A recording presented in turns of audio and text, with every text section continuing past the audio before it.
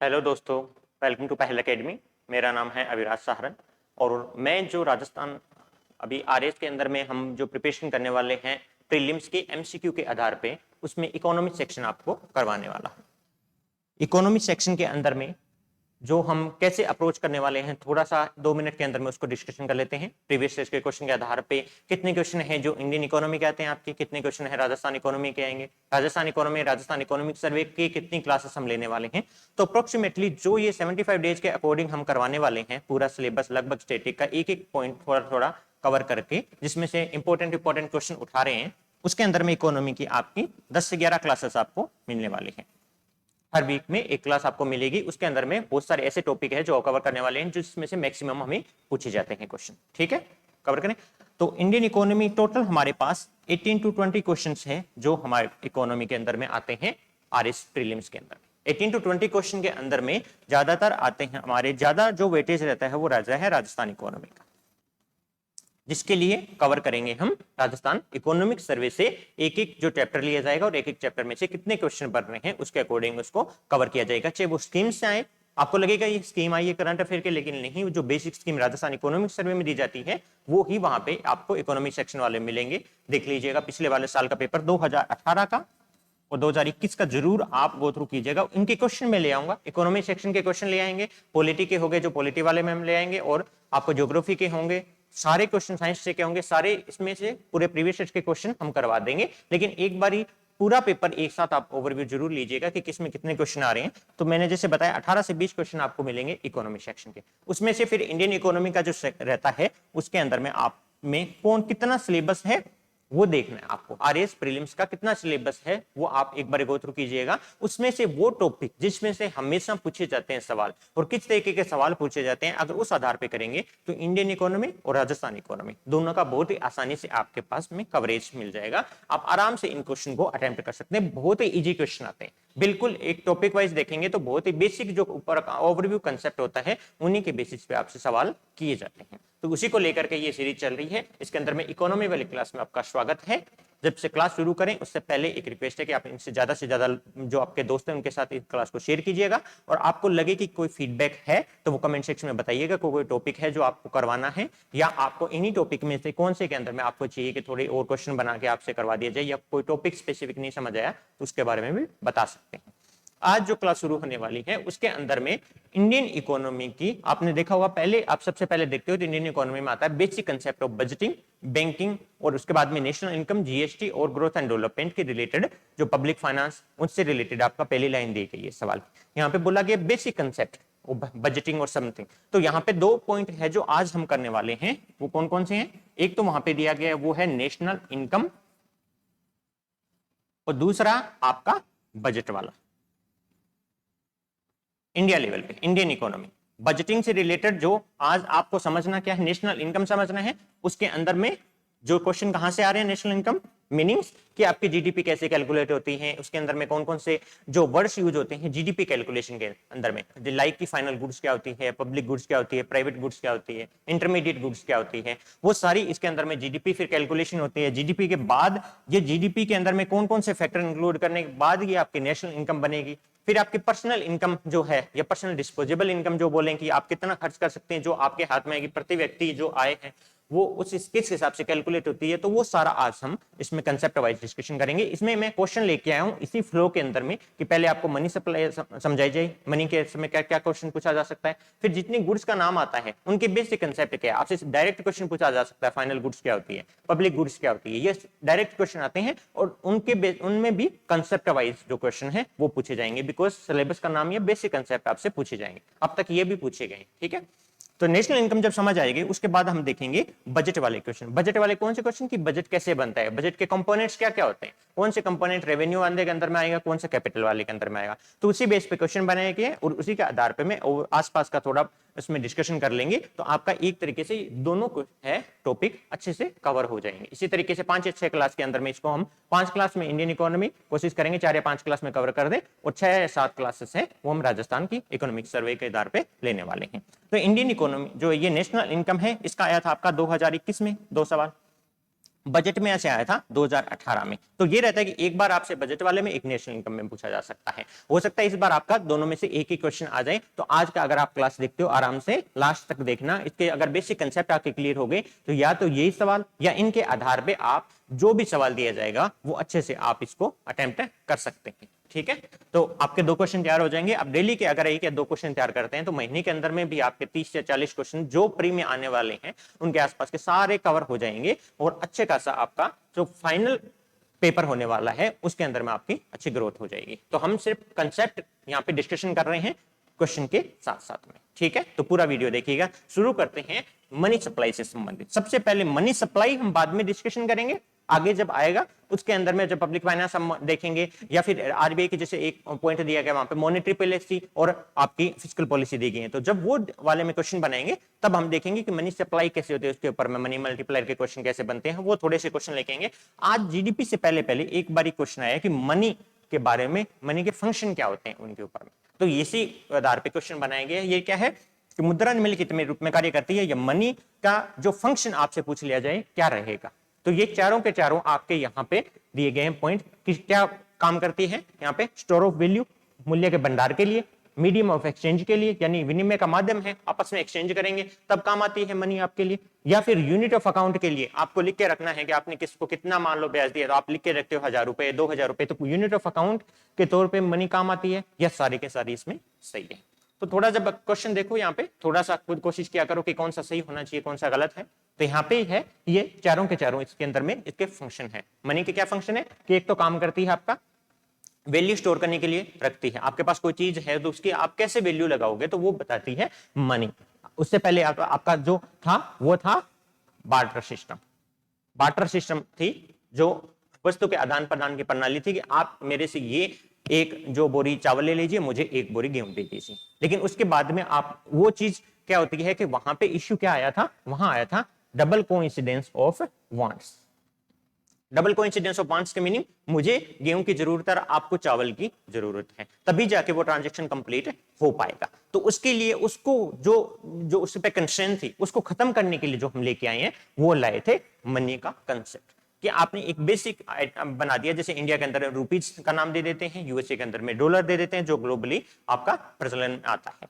तो यहाँ पे मनी है वो क्या काम करती है, वैल्यू को स्टोर करने के लिए, ठीक है, एक्सचेंज करने के लिए, मीडियम ऑफ एक्सचेंज के तौर पे काम करती है, यूनिट ऑफ अकाउंट आपको कैलकुलेट करना है तो वो काम करेगी। एक और जो पॉइंट रहता है फोर्थ वाला वो होता है डेफर्ड पेमेंट, यानी आपको अगर फ्यूचर में पेमेंट करना है, डेफर्ड पेमेंट यानी फ्यूचर में पेमेंट करना है तब आपके लिए मनी का होगा। तो मनी के जो 4 फंक्शन है वो अच्छे से याद कीजिएगा, आपसे डायरेक्ट क्वेश्चन आ सकता है कि मनी के इनमें से कौन सा फंक्शन है जो मनी का नहीं है। तो ये था बेसिक एक मनी के बारे में, सबसे पहले यहीं से शुरू होता है।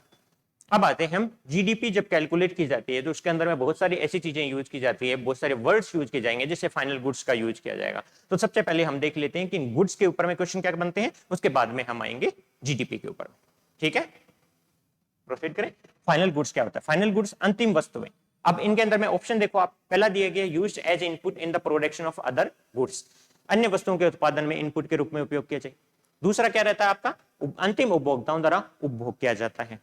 ठीक है, तीसरा दिया गया भविष्य में उपयोग के लिए संग्रहित करना, वो है फाइनल गुड्स, या फिर उत्पादन प्रक्रिया में जो रूपांतरित होती है वो होती है फाइनल गुड्स। तो इसमें से कौन सा सही है, थोड़ा सा दिमाग लगाइए कौन सा हो सकता है फाइनल गुड्स। आपने थोड़ा बहुत भी पढ़ा है, आपने इसमें इकोनॉमी के कहीं से भी नोट्स पढ़े हैं तो ये पढ़ा होगा। तो इसका रहेगा ये वाला काम।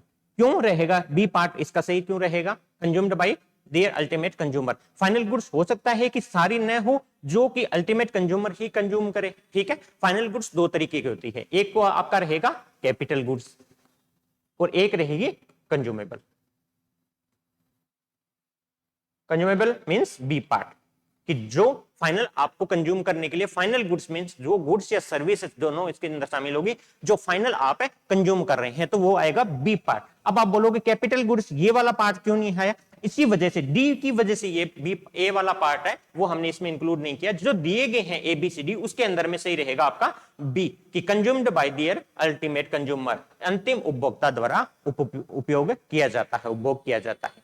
इसके अंदर में कैपिटल गुड्स अगर आती है आपके फाइनल गुड्स, अगर कैपिटल गुड्स है तो वो ट्रांसफॉर्म नहीं होती है, यानी कि वो आप एक तरीके से वस्तु के उत्पादन के लिए यूज किया कर सकते हो, यानी कोई मशीन लेके आए जिससे आप कोई और फाइनल गुड्स बना रहे हो, तो उसके लिए उस मशीन का उपयोग किया जा सकता है, लेकिन वो क्या होगा, फाइनल गुड्स होगी, वो कैपिटल गुड्स होगी, और उसका जो प्रोडक्शन प्रोसेस है, जो उत्पादन प्रक्रिया में, उसमें रूपांतरण नहीं होगा। वो जैसी बनी है वो फाइनल बन चुकी है, उसके बाद उसके अंदर में कोई चेंज नहीं आएगा, उसका उपयोग करके आप दूसरी गुड्स बना सकते हो। तो ये चीज अगर आपने बेसिक डेफिनेशन फाइनल गुड्स के अच्छे से तैयार करी है तो उसमें आपको पता होगा कि इस दो तरीके की होती है, कैपिटल गुड्स भी होते हैं, कंज्यूमेबल गुड्स भी होते हैं। कंज्यूमेबल जो फाइनल कंज्यूम कर लेते हैं, जो फाइनल गुड्स बन चुकी है, हमारे पास आ चुकी है, और एक होती है वो फाइनल गुड्स जिनका आप दूसरी उत्पादन प्रक्रिया में उपयोग कर सकते हो, लेकिन वो उस उत्पादन प्रक्रिया के अंदर में खुद कंज्यूम नहीं होती है। तो ये डी गलत हो गया आपका। फ्यूचर यूज के लिए स्टोर का कोई वैल्यू नहीं है। Used as input in production of other goods हो सकता है, लेकिन वो अगर पूरा देना चाहिए था कि दूसरों के लिए किया जा सकता है, लेकिन खुद उत्पादन प्रक्रिया में ट्रांसफॉर्म नहीं होगी, और consumed by the ultimate consumer. तो सबसे बेस्ट आंसर जो अपना रहेगा वो रहेगा अपना बी। ठीक है, ये हो गया फाइनल गुड्स। तो इस तरीके से जो आप जितने भी यहाँ पे टॉपिक आ रहे हैं, अगर आपको थोड़ा सा मन में डाउट आता है जब ये क्वेश्चन कर रहे हो, तो उसका दोबारा रिवीजन करो। फाइनल गुड्स क्या होती है, बेसिक कंसेप्ट एक बार समझ लोगे तो आपको बार बार करने की जरूरत नहीं पड़ेगी। अब दिया गया सार्वजनिक वस्तुओं की विशेषता, आपसे सीधा पूछा जा सकता है। आगे वाला सवाल क्या आएगा आपका, निजी वस्तुओं की विशेषता, तो सारे कर लेंगे। सार्वजनिक वस्तुओं की विशेषता बताइए कौन सी है यहाँ पे। एक्सक्लूडिबिलिटी, राइवलरी यानी बहिष्कार और प्रतिद्वंदिता, यहाँ पे आप कर सकते हो क्या, गैर बहिष्करण और प्रतिद्वंदता, बहिष्कृत और गैर प्रतिद्वंदता, या गैर बहिष्करण और गैर प्रतिद्वंदता। तो आपने अगर बेसिक नहीं समझा है पब्लिक गुड्स को, तो हो सकता है कि इन चारों में से एबीसीडी देख के आप कंफ्यूज हो जाओगे इसका आंसर सही कौन सा होगा। लेकिन पब्लिक गुड्स कौन सी होती है, जो सबके लिए फ्रीली अवेलेबल होती है, जिसके अंदर में एक इंसान है, एक 1%, वो दूसरे को ये नहीं बोल सकता कि आप यहां पे नहीं आ सकते। जैसे एक एग्जांपल लेके इसको एक्सप्लेन जो है करने की कोशिश किया करो, अगर आप कंफ्यूज हो जाओ। पहले देखा करो पब्लिक गुड्स कौन सी होती है। मान लो पब्लिक पार्क है,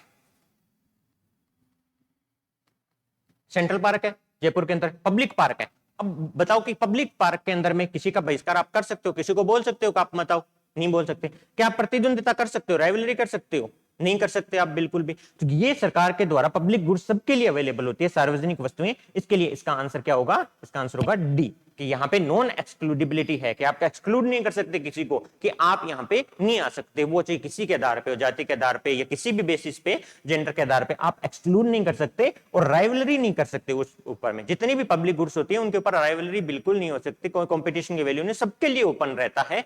पब्लिक गुड्स गवर्नमेंट के द्वारा फ्रीली सबको अवेलेबल करवाई जा सकती है। तो ये रहता है आपका गैर बहिष्करण, गैर प्रतिद्वंदिता।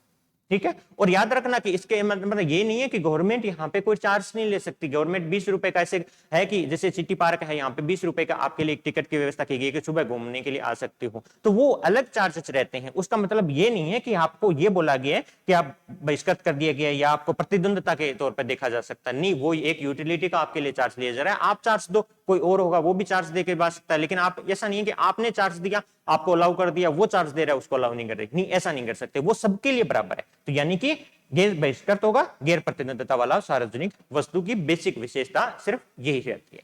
अब इसी बात पे अब अगला क्वेश्चन देखते हैं निजी वस्तुओं के बारे में। ठीक है, समझ आ रहा है सबको। प्राइवेट गुड्स के बारे में, निजी वस्तुओं के बारे में बताइए कि सभी के लिए उपलब्ध निजी वस्तुएं, ऐसा नहीं होता। निजी वस्तुएं हैं, बेसिक सी बात है, ये तो बिल्कुल ही गलत हो गया, ये सभी के लिए उपलब्ध नहीं होगा, ये हो गया पब्लिक गुड्स हो गया। इनके अंतिम उपभोक्ताओं के द्वारा उपभोग किया जाता है। प्राइवेट गुड्स को जरूरी नहीं है, प्राइवेट गुड्स को हम इंटरमीडिएट भी किसी भी तरीके से यूज कर सकते हैं। गैर बहिष्कृत, गैर प्रतिद्वंदी, ये तो पब्लिक गुड्स का है कि आप गैर बहिष्कृत तो गैर प्रतिद्वंदी है, ये तो पब्लिक गुड्स होगी जो सबके लिए फ्री अवेलेबल रहती है। प्राइवेट तो ऐसा जरूरी नहीं सबके लिए अवेलेबल रहे, ये होगा, इसका उल्टा रहेगा, पब्लिक का उल्टा। बहिष्कृत हो सकता है, प्रतिद्वंदिता पूर्ण होता है, यानी राइवलरस होता है, एक्सक्लूडेबल होता है। यानी कोई अगर मान लो आपका प्राइवेट पार्क है तो आप एक्सक्लूड कर सकते हो किसी को कि भाई ये आ सकता है, इसको मैं जानता हूं, ये तुम नहीं आओगे बिल्कुल वहां पे, तो वहां पे आपको बहिष्कृत किया जा सकता है। राइवलरस हो सकता है, यहाँ पे प्रतिद्वंदिता हो सकती है पब्लिक गुड्स के लिए, यानी कि बिडिंग हो सकती है, वो बोलेगा मैं 100 रुपए, वो बोलेगा 200 रुपए, तो इस तरीके से वहां पे प्रतिद्वंदिता कर सकते हो पब्लिक जो है प्राइवेट गुड्स के लिए। तो प्राइवेट और पब्लिक गुड्स में दोनों के अंदर में बहुत ही आसान सा है, किसमें बहिष्कृत तो प्रतिद्वंदिता पूर्ण है, पब्लिक गुड्स है वो गैर बहिष्कृत रहेगी आपकी। ठीक है, अब तीसरी जो दी गई है वो रहती है मेरिट गुड्स। कौन सा रहता है, मेरिट गुड्स। ऐसे आपको आज पूछा जा सकता है, सार्वजनिक क्षेत्र द्वारा उत्कृष्ट वस्तुएं प्रदान की जाती है, क्यों मेरिट गुड्स प्रोवाइड क्यों करता है पब्लिक सेक्टर? करता कौन है? सेम पब्लिक गुड्स की तरह ही मेरिट गुड्स होती हैं, लेकिन ये पब्लिक गुड्स से थोड़ा सा डिफरेंट रहती है, ये भी प्रोवाइड करती है, गवर्नमेंट प्रोवाइड करती है। जैसे कुछ सेक्शन को अलग से स्कॉलरशिप दिए जाना, वो या फिर किसी प्रोडक्ट को अगर आपको प्रमोट करना है तो उसको एज ए मेरिट गुड्स दिखाया जाता है। तो वो गैर बहिष्कृत है कि बिल्कुल गलत हो जाएगा, ये तो बगैर बहिष्कृत तो नहीं हो सकती। सरकार इनके उपभोग को प्रोत्साहित करना चाहती है। तो मेरिट गुड्स सिर्फ वो गुड्स होती हैं, अगर बाय डेफिनेशन आपने याद करा होगा तो उसके अंदर में दिया गया है कि मेरिट गुड्स वो गुड्स है जिनका सरकार के द्वारा प्रोत्साहन दिया जाता है, यानी जिनको भी प्रोत्साहित करना है उनको कुछ टाइम के लिए, मान लो किसी को कंसेशन दे करके उसको एक तरीके से प्रमोट किया जाता है, वो आती है सारी की सारी मेरिट गुड्स के अंदर में। ये ध्यान दे लेना, ठीक है। अब अगला क्वेश्चन करते हैं, फैक्टर ऑफ प्रोडक्शन। ये सबसे आसान है, सबसे आसान भी है, आपने किया होगा, सबसे बेसिक है। अगर आप जीडीपी पढ़ना शुरू करते हो, अगर आपको थोड़ा सा भी नेशनल इनकम या बेसिक इकोनॉमी की समझ करनी है तो उसमें आपको पता होगा कि 4 फैक्टर ऑफ प्रोडक्शन होते हैं, 4 होते हैं फैक्टर ऑफ प्रोडक्शन, जिनके आधार पे ही जीडीपी की गणना की जाती है, जिसको हर जीडीपी की गणना के अंदर में इंक्लूड किया जाता है। वो कौन कौन से हैं? पहला रहेगा आपका लैंड, दूसरा लेबर भूमि श्रम, तीसरा कैपिटल पूंजी, एंटरप्रेन्योरशिप यानी उद्यमिता। लेकिन सवाल क्या कह रहा है? सवाल ये कह रहा है कि उत्पादन के किस कारक में प्राकृतिक संसाधक शामिल है, नेचुरल रिसोर्स है, वो कौन से फैक्टर ऑफ प्रोडक्शन में आते हैं। तो याद करना, जब आप इनको प्रिपेयर कर रहे हो तो इस तरीके से प्रिपेयर करना है कि आपके भूमि के अंदर में कौन कौन से आएंगे, थोड़ा सा डेफिनेशन पढ़ना, जो क्लास में यहाँ किया है उनको करवाया गया है। यहाँ पे श्रम के अंदर में लेबर में कौन कौन से आएंगे, पूंजी के अंदर में कौन से आएंगे, उद्यमिता के अंदर में कौन से आएंगे। तो ये तो बहुत आसान है कि प्राकृतिक संसाधन है वो किसके अंदर में आएंगे, वो भूमि के अंदर में आएंगे। जो भूमि के अंदर में सिर्फ भूमि नहीं आती है, जहां पे आप मान लो कोई आपको बिल्डिंग खड़ी करनी है तो आपने सोचा होगा कि सिर्फ प्लॉट हो गया, वो उसमें इसमें भूमि का अर्थ नहीं है। जब आप पूरी इकोनॉमी सर्च करते हो तो वहां पे भूमि के अंदर में नेचुरल रिसोर्स हो गया, वाटर हो गया, एयर हो गया, सब चीजें जो भी प्राकृतिक संसाधन उपलब्ध है वो सारे के सारे भूमि के अंदर में आते हैं। तो इस तरीके से ब्रॉड व्यू लिया गया है यहाँ पे वो जो लैंड का, इसी तरीके से लेबर का लिया गया है, इसी तरीके से कैपिटल का, इसी तरीके से उद्यमिता का। फिर इनके लिए बनता जीडीपी कैलकुलेशन की अलग अलग विधि है। वे विधि के अंदर में जब हमने देखा होगा कि भूमि है जो लैंड है, इसके लिए क्या दिया जाना पड़ता है, किराया देना पड़ता है आपको। लेबर को क्या करना पड़ता है, उसकी मजदूरी देनी पड़ती है। पूंजी है, उसके ऊपर में प्रॉफिट या लॉस जो भी है वो कैलकुलेट करना पड़ेगा। एंटरप्रेन्योर के लिए प्रॉफिट या लॉस करना पड़ेगा, जो आपने किसी से पूंजी उठाई है उसके लिए आपको इंटरेस्ट देना पड़ेगा। तो ये सारी चीजें कैलकुलेशन करते हो तो हमेशा फैक्टर ऑफ प्रोडक्शन को अच्छे से समझ लेना चाहिए कि क्या है, 4 है, उनके अंदर में कौन कौन सी चीजें शामिल होती है, और जो वहां से बेसिक आपसे क्वेश्चन पूछा जा सकता है। ठीक है, अब अगला वाला क्वेश्चन कर लेते हैं। क्या अगला क्वेश्चन वही है कि जीडीपी कैलकुलेशन की अब आ गए हम विधि के ऊपर में। 3 विधि है, तो इसी तरीके से एक डेफिनेशन के आधार पे हम इस विधि को देखने की कोशिश करते हैं। फर्म द्वारा उत्पादित अंतिम वस्तु और सेवाओं के लिए मैं बता चुका हूं कि फाइनल जो है goods and services, final goods and services कौन सी होती है वो हम पहले क्वेश्चन में डिस्कशन कर चुके हैं, सेकंड क्वेश्चन में। तो फर्म द्वारा उत्पादित अंतिम वस्तु और सेवाओं के लिए प्राप्त व्यय के कुल मूल्य को मापने के लिए उपयोग की जाने वाली विधि को कहा जाता है। अब देखो, प्राप्त व्यय के कुल मूल्य को, यानी कि जिन्होंने 4 फैक्टर ऑफ प्रोडक्शन है हमने किए थे चारों के चारों, उन्होंने कितना, उसमें कितना व्यय हुआ है उसको मापना है आपको एक्सपेंडिचर को मापना है। तो ये कौन सी विधि हो जाएगी आपकी, एक्सपेंडिचर मेथड, व्यय विधि हो जाएगी। इसी तरीके से सेम अगर आपकी डेफिनेशन रहती, फर्म द्वारा उत्पादित अंतिम वस्तु सेवाओं के लिए कितनी आय प्राप्त हुई है, यानी कि आपको कितनी आय प्राप्त हुई है, उधर से देखेंगे वेज प्राप्त हुआ है, भूमि से किसी को कितना किराया प्राप्त हुआ है। अगर उस रिस्पेक्ट में आप चारों को चारों कैलकुलेट करोगे तो वो आपकी हो जाती आय विधि हो जाती। कितना उत्पाद हुआ है उसकी वैल्यू देखते तो वो प्रोडक्ट मेथड हो जाता है। मूल्य वर्धित विधि, मूल्य वर्धित हर एक की जगह वैल्यू एडिशन कितना हुआ है वो कैलकुलेट करते हो तो आपका मूल्य वर्धित विधि आ जाएगी। कैलकुलेट से किसी विधि से करो, जीडीपी की कैलकुलेशन के अंदर फाइनल नंबर आपको सबसे सेम ही मिलेगा। ठीक है, तो इस तरीके से ध्यान से पढ़ना वहां पे क्वेश्चन कि पूछा क्या गया है, व्यय के आधार पे पूछा गया है तो यहाँ पे व्यय विधि आ जाएगी। इसी तरीके से इसमें अंदर में यहाँ पे प्राप्त आय के आधार पे पूछा जाएगा तो आय विधि हो जाएगी। तो चारों विधि का इस तरीके से एक क्वेश्चन कोई बन सकता है आपका। ठीक है, अब देखते हैं GDP, gross domestic product is the total value of, ये पूछ लिया गया आपसे, सिंपल पूछ लिया गया कि जीडीपी मीनिंग क्या है इसका क्वेश्चन का। Gross domestic product is the total value of, सकल घरेलू उत्पाद का कुल मूल्य है, यानी कि एक्चुअल में होता क्या है जीडीपी, सिंपल सा ये क्वेश्चन पूछा गया। ठीक है, तो किसी देश में एक विशिष्ट अवधि में उत्पादित सभी सामान और सेवाएं, ये बोला गया। दूसरा क्या बोला गया, final goods and service produced in a country over a specific time period, ये बताया गया आपके लिए।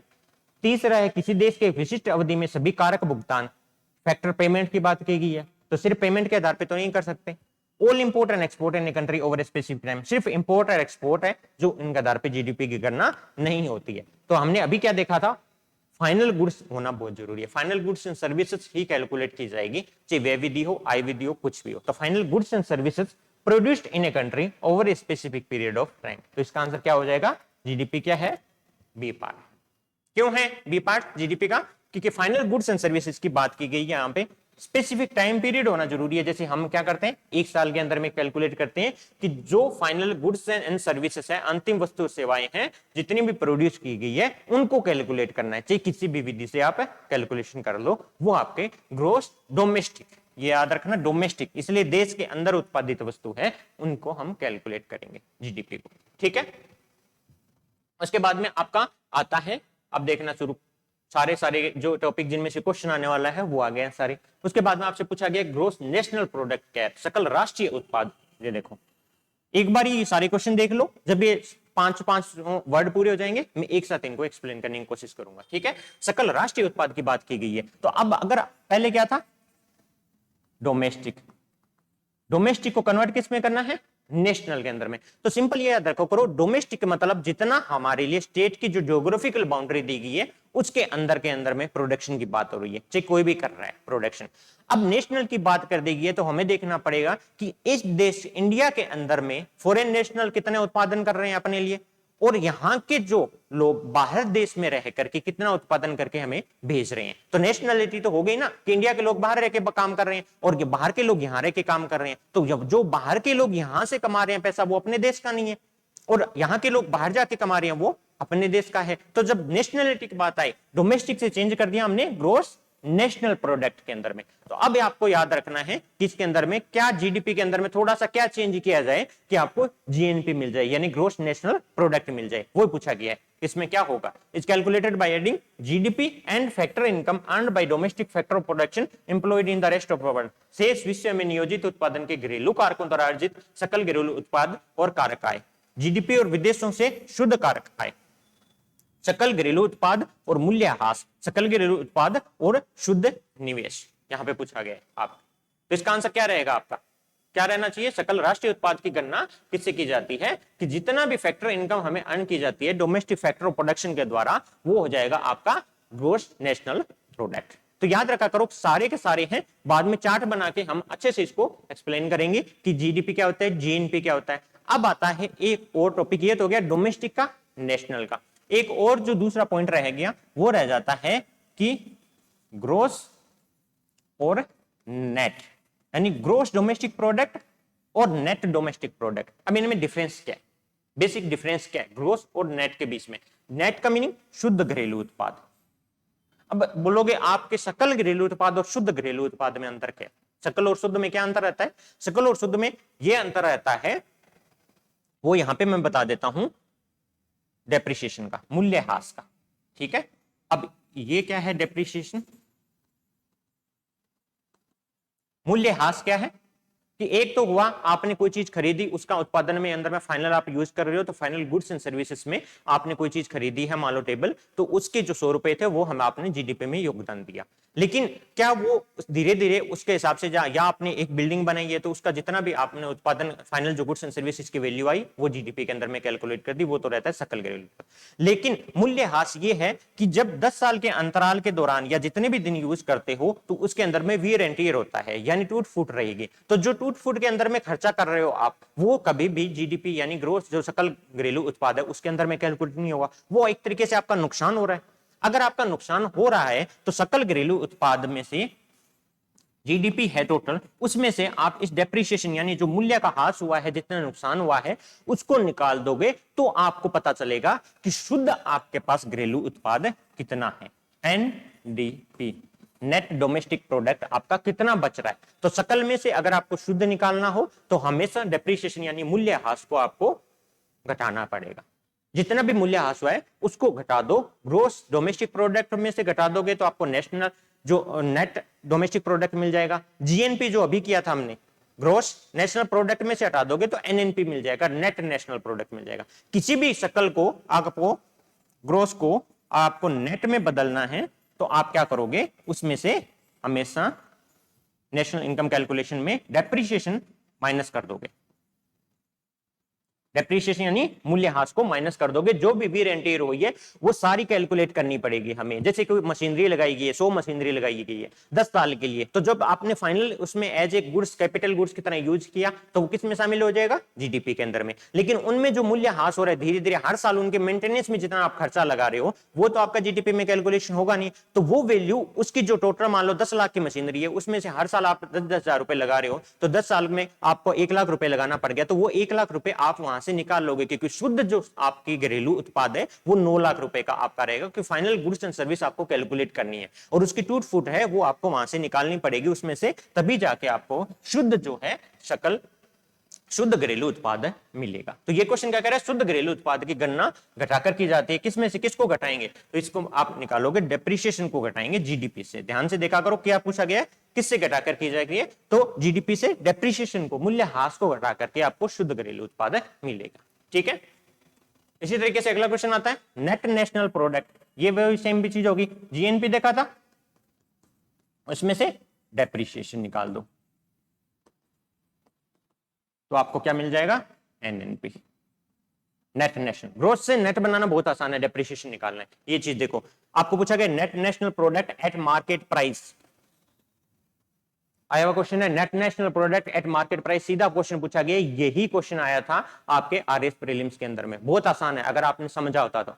नेट नेशनल प्रोडक्ट जितना भी है आपको मार्केट प्राइस किसके मिलेगा, जो ग्रोस, आगे कुछ नहीं चेंज करना, नेट को ग्रोस में बदल दो, यहां पे ग्रोस नेशनल प्रोडक्ट होता उसमें से मार्केट प्राइस भी सेम, जो अगर वो मार्केट प्राइस है तो ये भी मार्केट प्राइस पे रहेगा, वो फैक्टर प्राइस पे है तो वो ये भी फैक्टर प्राइस पे रहेगा। तो दो चीज होती है, एक तो बाजार लागत होती है, कारक लागत होती है, उसको बारे में थोड़ा सा मैं डिटेल में डिस्कशन अभी करने वाला हूं।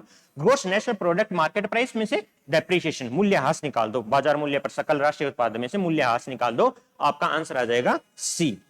कुछ सोचने की जरूरत नहीं थी अगर ये बेसिक थोड़ा सा पढ़ा होता तो। ठीक है, ये आरएस में इतना कंसेप्ट के आधार पे आपको बेसिक कंसेप्ट ध्यान रखने हैं, ज्यादा डिटेल में नहीं पढ़ना है, इनको ओवरव्यू से पढ़ना है लेकिन अच्छे से पढ़ना है। ठीक है, अब आता है आपका नेशनल इनकम, राष्ट्रीय आय।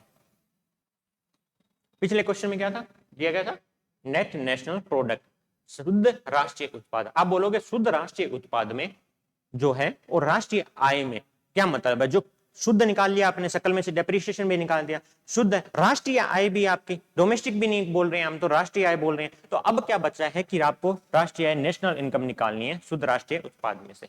वो क्या रहेगा आपका, वो रहेगा एनएनपी एट फैक्टर कॉस्ट। अब इनमें डिफरेंस क्या है, अभी पिछले क्वेश्चन में देखा है एनएनपी मार्केट प्राइस पे कैसे निकलता है, जीएनपी में से डेप्रिसिएशन मूल्यह्रास निकाल दो तो एनएनपी मिल जाएगा, वो था मार्केट प्राइस के ऊपर में। मार्केट प्राइस में और फैक्टर प्राइस में डिफरेंस रहता है। यहां पे क्या बोला गया है, कारक लागत पे जो एनएनपी होती है, एनएनपी मैं लिख देता हूं यहां पे, एनएनपी एट, यहां पे ऐसे लगाऊंगा मैं, फैक्टर कॉस्ट, इसको बोला जाता है नेशनल इनकम, एनआई जो बोलते हैं। अगर आपसे एग्जाम में पूछ लिया जाए, अब की बार ये पूछ लिया जाए कि जो नेशनल इनकम किसको बोलते हैं, तो याद रखो नेट नेशनल प्रोडक्ट, जो शुद्ध हमने एनएनपी निकाली थी।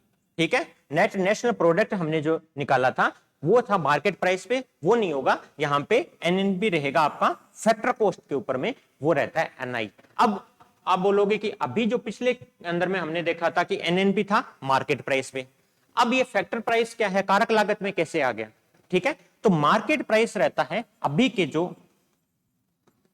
प्राइस है आज के दिन के हिसाब से, या इस दौरान जो इस साल के जो प्राइस रहेंगे, इस टाइम पे जो मार्केट के अंदर में जो वस्तु आती है उसके अंदर में बहुत सारे टैक्स लग के आपके, जैसे कि आपने देखा होगा जीएसटी ऐड होके सब जगह लगने के बाद आपको फाइनल प्राइस जो देना पड़ता है वस्तुओं का, उसके आधार पे आपका कैलकुलेशन होगी।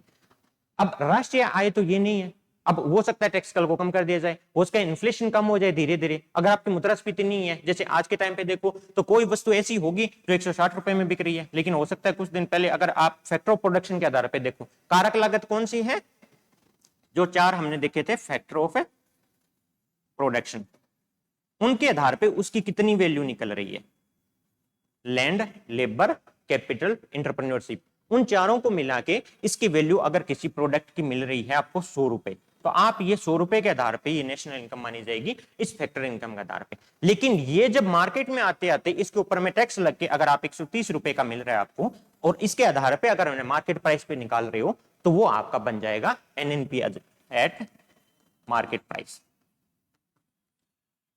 एनएनपी एट मार्केट प्राइस में क्या रहता है, टैक्स शामिल रहते हैं, आपकी टैक्स दिया आपको लगाना पड़ेगा, किसी में सब्सिडी दे देंगे कि हो सकता है वो सस्ता हो जाए, तो हो सकता है महंगा भी हो सकता है सस्ता भी हो कोई प्रोडक्ट, लेकिन ये सही तरीके से राष्ट्रीय आय जो है उसको डिनोट नहीं करता है, बिकॉज ये टैक्स सब्सिडी के बेस पे इसमें प्राइस में जो है अल्टरेशन आ जाता है।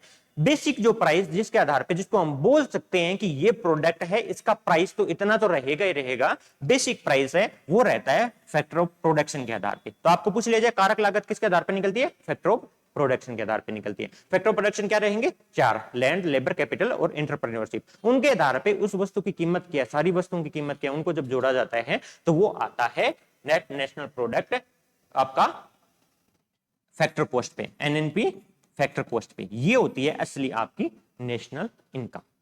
तो एनएनपी फैक्टर कॉस्ट पे ये रट्टा मार लो, जो रहती है वो नेशनल इनकम होती है, राष्ट्रीय आय होती है। ठीक है, अब अगले पे चलते हैं। इसमें बोला गया, अब बोला गया व्यक्तिगत आय, पर्सनल इनकम, व्यक्तिगत आय की गणना राष्ट्रीय आय से घटाकर। अब जो अभी आपने नेशनल इनकम निकाली है वो क्या निकाली थी, NNP eight factor cost, NNP eight factor cost. अगर आपको ये मैं सिर्फ क्वेश्चन के हिसाब से थोड़ा सा एड ऑन कर रहा हूं आपके लिए, अगर आपको बिल्कुल भी कंसेप्ट ये नहीं पता है तो एक बारी वीडियो जरूर देख लीजिएगा, जो है कहीं से भी आप जहां से पढ़ रहे हो उसको रिवीजन कर लीजिएगा, यहाँ पे जिन्होंने किया उनके लिए पूरा क्लियर है। तो इसको मैं सिर्फ एड ऑन करने से बता रहा हूँ, सारा पूरा कंसेप्ट यहाँ पे समझाना बहुत मुश्किल हो जाता है इन क्वेश्चन के साथ में, कि जिनको आता है उनके लिए बहुत ज्यादा हैवी हो जाएगा दोबारा रिविजन करना। ठीक है, तो अभी मैं सिर्फ ये बता रहा हूँ कि एनएनपी एट फैक्टर कॉस्ट जो निकाला था वो क्या था, राष्ट्रीय आय। उसमें से क्या निकाला जाए, घटाया जाए कि आपके लिए नेशनल इनकम, आपको जो है पर्सनल इनकम मिल जाए। अभी भी देखो पर्सनल इनकम नहीं मिली है, पर्सनल इनकम जब व्यक्तिगत आय कैलकुलेट करते हो तो उसके लिए जो राष्ट्रीय आय है वो ही सब में नहीं बंटेगी, उसमें से क्या ऐसा निकालना पड़ेगा हमें कि हमें पर्सनल इनकम मिल जाए। इसका आंसर दो, परिवारों द्वारा किया गया अवितरित लाभ और शुद्ध ब्याज भुगतान, undistributed profit and net interest payment made by house hold, जो शुद्ध ब्याज भुगतान किया है हाउस होल्ड ने और जो अवितरित लाभ है उसके द्वारा वो, या फिर कॉर्पोरेट टैक्स और परिवारों को भुगतान हस्तांतरित करना, ट्रांसफर पेमेंट निकलेंगे, या व्यक्तिगत कर भुगतान और गैर कर भुगतान है, जो पर्सनल टैक्स पेमेंट है, नॉन टैक्स पेमेंट है वो निकालना है, या व्यक्तिगत कर भुगतान और कॉर्पोरेट टैक्स, ये दोबारा हो गया है सॉरी, ठीक है इसको कैंसिल कर दो। ठीक है, तो इसमें से क्या होगा कि आपको नेशनल इनकम मिल जाए, यहाँ पे पर्सनल इनकम मिल जाए, तो एनआई के में से क्या निकालना पड़ेगा, तो जो भी हमने एनआई निकाली है, आप राष्ट्रीय आय निकाली है, उसमें से हमें क्या निकालना है, पहली बात तो अनडिस्ट्रीब्यूटेड प्रॉफिट, यानी वो प्रॉफिट जो आपने डिस्ट्रीब्यूट ही नहीं किया अभी, अनडिस्ट्रीब्यूटेड प्रॉफिट रहेगा यूडीपी।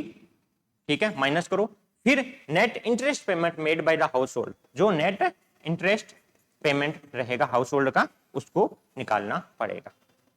क्या निकालना पड़ेगा, राष्ट्रीय आय में क्या निकालोगे, एक तो वो प्रॉफिट जो आपने डिस्ट्रीब्यूट नहीं किया है, कि एंटरप्रेन्योरशिप के आधार पे हमने निकाला था, फैक्टर कॉस्ट क्या थी, land, labour, capital, entrepreneurship. Entrepreneurship में प्रॉफिट रहता है तो, लेकिन सारा प्रॉफिट वापस डिस्ट्रीब्यूट नहीं किया जाता है, कुछ प्रॉफिट है जो अपने पर्सनल लेवल पे भी रखेंगे जिनकी है जो कंपनी वो, तो उस आधार पे ये समझ लो कि जो प्रॉफिट डिस्ट्रीब्यूट नहीं किया उसको उसमें से निकालना पड़ेगा। उसके अलावा कौन सा निकालोगे, net interest payment made by the house hold, house hold भी अपना ब्याज का भुगतान करता है तो वो हमें उसमें से नेशनल इनकम में से निकालना पड़ेगा, तो उसके बाद जो हमें मिलेगा वो मिलेगा पर्सनल इनकम। आगे वाले चार्ट से आपको ये और क्लियर हो जाएगा, इसका आंसर था ए। अब दूसरी बात आती है व्यक्तिगत प्रयोज्य आय यानी पर्सनल डिस्पोजेबल इनकम। ये क्या है, पर्सनल इनकम आ गई, लेकिन वो पर्सनल इनकम आप अभी न तो अपनी सेविंग के लिए यूज कर सकते हो अभी भी, और न ही आप किसी वस्तु को खरीदने के लिए यूज कर सकते हो। ठीक है, दोनों कंडीशन में खर्चा करने के लिए आपके पास वो इतनी इनकम आई नहीं है, चाहे वो 1 लाख वैल्यू निकले उसकी कितनी भी निकले, उसके लिए और क्या करना पड़ेगा, डिस्पोजेबल इनकम, यानी वो इनकम जिसको आप डिस्पोज कर सकते हो, 100% खर्च कर सकते हो या आप 100% सेव कर सकते हो, वो निकालनी है। तो कैसे निकालोगे, ये आता है आपका फिफ्थ कंसेप्ट नेशनल इनकम के अंदर में। ये क्या है, कैसे निकलेगा, आप इनकम कैसे निकालोगे, करना व्यक्तिगत आय से, पर्सनल इनकम में से और क्या निकालना है आपको। ठीक है, और निकालना है व्यक्तिगत कर भुगतान और गैर कर भुगतान, पर्सनल टैक्स पेमेंट है, नॉन टैक्स पेमेंट, या फिर कॉर्पोरेट टैक्स और ट्रांसफर पेमेंट हाउस होल्ड, वही सेम अनडिस्ट्रीब्यूटेड प्रॉफिट, ये तो निकाला जा चुका है तो इसको कैंसिल कर दो। ये तो एनआई में से, नेशनल इनकम में से जब आप अनडिस्ट्रीब्यूटेड प्रॉफिट और नेट इंटरेस्ट पेमेंट घटाते हो तो उसके बाद में मिलता है आपको पर्सनल इनकम। उसके बाद में मिलता है, अगर आपको पर्सनल इनकम में से पर्सनल डिस्पोजेबल इनकम निकालनी है तो वो आएगा आपका ए आंसर। ये आंसर कैसे आएगा कि जितनी भी आपने टैक्स, उसके बाद आपको इनकम मिली, कितने भी मिली, 10 लाख रुपए में आपके हिस्से में आए, अब वो नेशनल इनकम में से पर्सनल इनकम तो निकाल ली, उसमें से आपके ऊपर में जो टैक्स लग रहा है, आप पर्सनल टैक्स पेमेंट तो करोगे ना, किसी भी ब्रैकेट के अंदर में आते हो तो वो टैक्स भरना पड़ेगा पहले आपको। उसके बाद नॉन टैक्स पेमेंट यानी कि कोई भी आपके ऊपर में फीस है, चालान है, कोई भी आपके ऊपर में गवर्नमेंट की तरफ से कोई भी आपके ऊपर पेनल्टी लगाई गई किसी भी चीज की, लेट टैक्स पेमेंट किया तो उसकी पेनल्टी हो सकती है, या पार्किंग की फीस हो सकती है, या कोई भी फीस है जो आप पार्क वगैरह के लेते हो, वो सारा कुछ भी चीज की नॉन टैक्स पेमेंट आपको जो करना है, वो करने के बाद जो पैसा बचता है उसको बोला जाता है पर्सनल डिस्पोजेबल इनकम। ठीक है, पर्सनल यानी कि डिस्पोज कर सकते हो। अब उस इनकम का आप खर्चा करो, चाहे कोई चीज खरीदो, आप सेविंग करो, कुछ भी करो, वो आप अब यूज कर सकते हो। तो ये सारे कंसेप्ट है जो आपको आपने नहीं तैयार किए हैं, तो बहुत अच्छे से तैयार करना है आपको। तैयार करने के बाद दोबारा क्वेश्चन देख लेना। आप क्वेश्चन देखने के बाद में आपको पता लगेगा कि इन्हीं के ये सारे के सारे कंसेप्ट बेस्ड क्वेश्चन है। ठीक है, थोड़ा डिफरेंस यहां पे बता देता हूं। देखो, जीडीपी कैलकुलेट कर लिया हमने, थोड़ा सारी चीजें क्लियर हो जाएगी आपके लिए। उसके अंदर में नेट जीडीपी तो हो गई आपने डोमेस्टिक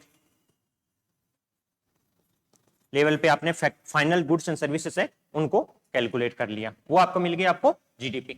उसमें net factor income from abroad है, जितनी भी नेट फैक्टर इनकम है उसको जोड़ दोगे तो क्या मिल जाएगा आपको, जीएनपी मिल जाएगा, यानी नेशनल मिल गया। Net factor income from abroad, यानी कि net factor income from abroad क्या मिलेगा कि अपने वाले बाहर जितना कमा रहे हैं उसको ऐड कर लो, और यहां पे फॉरेन वाले जितना कमा रहे हैं जो यहां से बाहर बेच रहे हैं उसको सब्ट्रैक्ट कर दो। तो नेट बचा, चाहे वो नेगेटिव में जाए चाहे पॉजिटिव में जाए, वो होगा, उसको जीडीपी में कैलकुलेट कर लोगे तो आपको मिल जाएगी जीएनपी।